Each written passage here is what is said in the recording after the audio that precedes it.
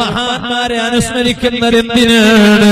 എല്ലാ മഹാന്മാരെ അനുസ്മരിക്കുന്നത് അല്ലാഹുവിലേക്ക് എത്താനാ. താജുൽ ഉലമ അല്ലാഹുവിലേക്ക് ലയിച്ചതെങ്ങനെയാണ്? നൂറുൽ ഉലമ അല്ലാഹുവിലേക്ക് എത്തിയതെങ്ങനെയാണ്? എന്തേ കാരണം? ബഹുമാനപ്പെട്ട താജുൽ ഉലമ വഫാത്താകുമ്പോൾ അവിടുത്തെ പ്രിയപ്പെട്ട മകൻ കൂറത്തതങ്ങളെ ജേഷ്ഠ സഹോദരനായ ഹാമിദ് ഇമ്പിച്ചിക്കോയ തങ്ങൾ എന്നോട് പറഞ്ഞത് ഞാനിപ്പോൾ ഓർക്കുകയാണ്. താജുൽ ഉലമ വഫാത്താകുന്ന സമയത്ത് തങ്ങളെ പേരമകൻ തൊട്ടടുത്തിരുന്നിട്ട് ബുറുദ പാടുകയാണ്. ആ ബുറുദ പാടുമ്പോൾ ഒരു വരിയിലങ്ങ് തെറ്റുവന്നു പോയി. സക്കറാത്തിന്റെ സ്വൽപ്പം മുമ്പാണ് താജുൽ ഉലമ എന്ത് ചെയ്തു? നിലത്തേക്കങ്ങടിച്ചു. അടിച്ചിട്ട് പറഞ്ഞു, മോനെ, നിങ്ങൾ പാടിയ വരിയിൽ തെറ്റുണ്ട്, ഒന്ന് തിരുത്തുമോ? ആ പേരക്കുട്ടിക്ക് മനസ്സിലായില്ല, ആ പുള്ളിയായ തങ്ങൾക്ക് മനസ്സിലായില്ല, എവിടെയാണ് തെറ്റുപറ്റിയതെന്ന് മനസ്സിലായില്ല. അവിടുന്ന് മൗനം വീക്ഷിച്ചപ്പോ താജുൽ ഉലമ വഫാത്തിന്റെ നേരമാണ്. അങ്ങോട്ട് പറഞ്ഞു കൊടുക്കുന്നു, മോനെ, നിങ്ങൾ പാടിയ വരി ഇന്നതാണ്, അതിൽ തെറ്റു സംഭവിച്ചത് ഇന്ന വശത്താണ്, തെറ്റ് തിരുത്തേണ്ടത് ഇങ്ങനെയാണ്. ആ തെറ്റ് തിരുത്തിയിട്ട് ബുറുദയുടെ വരിയും അങ്ങ് പാടിയിട്ട് ലോകത്തോട് വിട പറഞ്ഞ താജുൽ ഉലമാനെ മറക്കാൻ പറ്റുമോ? അറിയുമോ? കർണാടകയുടെ മണ്ണിലോ ഈ കാസർഗോഡ് ജില്ലയിലോ ഒരു കാലഘട്ടത്തെ ആലിമീങ്ങൾ വേണമെന്ന് വരുമ്പോ കേരളത്തിന്റെ വിവിധ ഭാഗങ്ങളിൽ നിന്നല്ലേ കൊണ്ടുവരാറുള്ളത്. ബഹുമാനപ്പെട്ട താജുൽ ഉലമ കർണാടകയുടെ അനുഗ്രഹീത പ്രസിദ്ധ കേന്ദ്രമായ ഉള്ളാളത്ത് വന്ന് 60 വർഷങ്ങളിലേറെയായി മുതഅല്ലിമീങ്ങൾക്ക് ദർസ് ചൊല്ലിക്കൊടുത്ത് അവിടെ മദനിമാരായ പണ്ഡിതന്മാര് സമൂഹത്തിന് സമർപ്പിച്ചപ്പോ ധാരാളം ശിഷ്യന്മാര് കർണാടക സ്റ്റേറ്റിൽ വന്നു, കാസർഗോഡ് ജില്ലയുടെ വിവിധ ഭാഗങ്ങളിൽ വന്നു. ആ മദനിമാരായ താജുൽ ഉലമയുടെ ശിഷ്യന്മാരുടെ ശിഷ്യന്മാര് രംഗത്ത് വന്നു. അങ്ങനെയല്ലേ ഈ ഭാഗത്ത് സുന്നത്ത് ജമാഅത്ത് കടന്നു വന്നത്. അതുകൊണ്ട് ചെറുപ്പക്കാരാ, താജുൽ ഉലമാനെ മറക്കാൻ പറ്റൂല. നൂറുൽ ഉലമ എന്ന ഉസ്താദ് ആരാണ് അറിയുമോ? ഇന്ന് നമ്മുടെ പള്ളികളുടെ പരിസരത്ത് മദ്രസയുണ്ട്. നമ്മുടെ ചെറിയ മക്കൾക്ക് മതവിദ്യാഭ്യാസത്തിന്റെ പ്രാഥമിക ഭാഗങ്ങൾ നുകർന്നു കൊടുക്കുന്ന വശങ്ങളാണ് മദ്രസ വിദ്യാഭ്യാസം. ആ മദ്രസ വിദ്യാഭ്യാസത്തിന്റെ സംവിധാനം നമ്മുടെ നാടുകളിൽ കടന്നു വരാനുള്ള കാരണമാരാണ്? ബഹുമാനപ്പെട്ട നൂറുൽ ഉലമ എന്ന ഉസ്താദ് വടകരയിൽ ചേർന്ന സമസ്തയുടെ യോഗത്തിൽ മദ്രസ സംവിധാനത്തിന്റെ പ്രസക്തിയെ അവിടുന്ന് തുറന്നു പറഞ്ഞപ്പോ ഇന്ന് നമ്മുടെ നാടുകളിൽ മദ്രസ സംവിധാനമുണ്ട്. ചോദിക്കട്ടെ, എം എ ഉസ്താദിനെ മറക്കാൻ പറ്റുമോ? ബഹുമാനപ്പെട്ട ശംസുൽ ഉലമ ഇ കെ ഉസ്താദ് ഒരുപാട് കാലം സുന്നത്ത് ജമാഅത്തിന്റെ ദീപശിഖ ഉയർത്തിപ്പിടിച്ച് സുന്നത്ത് ജമാഅത്തിന്റെ ശബ്ദമാണി നിലനിന്നിരുന്ന മഹാൻ ബഹുമാനപ്പെട്ട കണ്ണിയത്ത് ഉസ്താദും തദൈവ, അവരെയൊന്നും നമുക്ക് മറക്കാൻ പറ്റൂല. ഇവിടെ ഒരുമിച്ച് കൂടിയ കേരളത്തിന്റെ കഷ്ണങ്ങളായ ചെറുപ്പക്കാരോട് ഒറ്റ കാര്യമേ പറയാനുള്ളൂ. താജുൽ ഉലമ രക്ഷപ്പെടാൻ വകുപ്പുണ്ട്. 60 വർഷങ്ങളിലേറെയായി ദർസ് നടത്തിയ മഹാനാണ്. 11 റക്അത്തും വിത്ർ നിസ്കരിക്കുന്ന മഹാനാണ്. തഹജ്ജുദ് ജീവിതത്തിൽ മുടക്കാത്ത മഹാനാണ്. സ്വലാത്ത് കൈവിടാത്ത മഹാനാണ്. എം എ ഉസ്താദിനെ രക്ഷപ്പെടാൻ ജാമിഅ സഅദിയ മദി.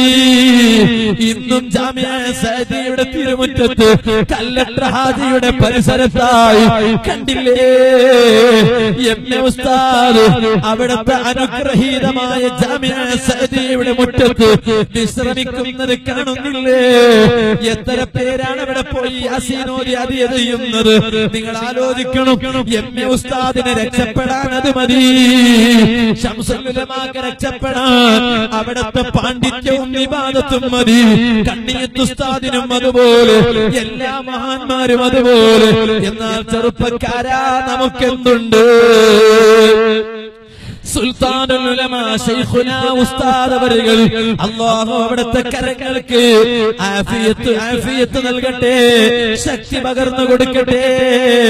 അവിടുന്ന് 85 വയസ്സ് കഴിഞ്ഞിട്ടു ഏകദേശം 80ന്റെ അടുത്ത് വന്നിട്ടു ഒരു നല്ല കെൽപ്പുള്ള ചെറുപ്പക്കാരനെ പോലെ ഓടി നടക്കുന്ന ആദരണീയരായ ഗുരുവര്യർ ശൈഖുനാ സുൽത്താനുൽ ഉലമ ഉസ്താദ് അവர்கள் ആർക്ക് വേണ്ടിയാ ഓടി നടക്കുന്നത്? അവിടുത്തെ ഭാര്യ മക്കൾക്ക് വേണ്ടിയാണോ? അവിടുത്തെ വീട്ടുകാർക്ക് വേണ്ടിയാണോ? കുടുംബത്തിന് വേണ്ടിയാണോ? ചോദിക്കട്ടെ ചെറുപ്പക്കാരാ, 25,000 വരുന്ന മക്കള് ഒരൊറ്റ ക്യാമ്പസിന്റെ ഉള്ളിലായി മതഭൗതിക സമന്വയ വിദ്യാഭ്യാസം നുകരുന്ന ഒരു കേന്ദ്രം സുൽത്താനുൽ ഉലമയുടെ കേന്ദ്രമായ മർക്കസല്ലാത്ത വേറെയൊരു കേന്ദ്രമുണ്ടോ? മർക്കസിന്റെ ഒരു ദിവസത്തിന്റെ ചെലവ് എത്രയാണ്? 3 ലക്ഷങ്ങളിലേറെയാണ്. സുബ്ഹാനല്ലാഹ്, 10 ദിവസത്തിന്റെ ചെലവ് എത്രയാണ്? 35 ലക്ഷങ്ങളിലേറെയാണ്. 12 മാസങ്ങളുടെ ചെലവ് എത്രയാണ്? 1 കോടിയിലേറെയാണ്. ഒരു കൊല്ലത്തിന്റെ ചെലവ് 1 കോടിയിലേറെ എന്ന് വരുമ്പോ ചോദിക്കട്ടെ, ഒരു വർഷത്തോളം കോടിക്കണക്കിന് രൂപകൾ ചെലവഴിച്ചിട്ട് പട്ടിണി പാവങ്ങൾക്ക് വിദ്യാഭ്യാസം നൽകിക്കൊണ്ട് അവരെ ഈ സമുദായത്തിന്റെ മുൻനിരയിലേക്ക് നയിക്കുന്ന ഒരു നേതാവ് ഈ കാലഘട്ടത്തിൽ ജീവിച്ചിരിപ്പുണ്ടെങ്കിൽ സുൽത്താനുൽ ഉലമയല്ലാത്ത വേറെ ഒരു നേതാവില്ല. അതുകൊണ്ട് മക്കളെ, ചെറുപ്പക്കാരെ, ആ മഹാന്മാരായ നേതൃത്വമോടി നടക്കുമ്പോ പാവപ്പെട്ട നൗഫൽ എന്ത് ചെയ്തു? നൗഫലിന്റെ പ്രസംഗം കൊണ്ട് മാത്രം രക്ഷപ്പെടാൻ വകുപ്പുണ്ടോ? നൗഫലിന്റെ പ്രഭാഷണം കേൾക്കുന്ന കരളിന്റെ കഷ്ണങ്ങളായ ചെറുപ്പക്കാരെ, നാം എന്ത് ചെയ്തു? ഇവിടെ നമുക്ക് ആശ്വസിക്കാൻ ഒരു വകുപ്പുണ്ട്. അൽഹംദുലില്ലാ, ഇവിടെ SYSന്റെ പതാക കയ്യിൽ പിടിച്ച്, SSFന്റെ പതാക കയ്യിൽ പിടിച്ച് ഓടി നടക്കുന്ന ചെറുപ്പക്കാരെ, നമുക്ക് ആശ്വസിക്കാൻ ഒരു വകുപ്പുണ്ട്. എന്തേ കാരണം? ഇതിന്റെ തലപ്പത്തിരുന്ന് നേതൃത്വം നൽകിയ മഹാന്മാർ അവർ നമ്മുടെ കരങ്ങളിൽ ഏൽപ്പിച്ചു തന്ന ഈ ദൗത്യം, ഈ പതാക കയ്യിലേന്തി ഈ ദൗത്യ നിർവഹണത്തിന് വേണ്ടി ഓടി നടന്നാൽ നാളെ അർശിന്റെ തണലുണ്ട്.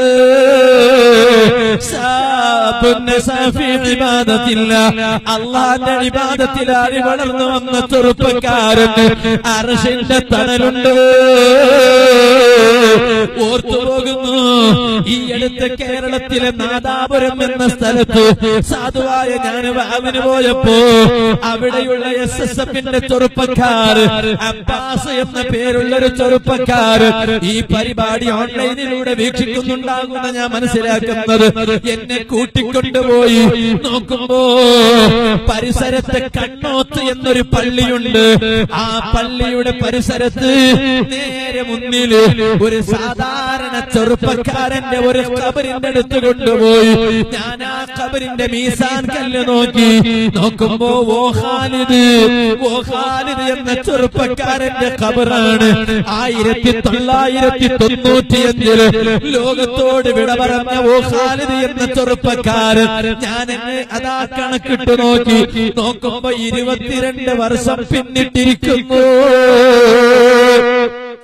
ചോദിക്കട്ടെ, ഇവിടെ ഖബറിസ്ഥാനില്ലേ?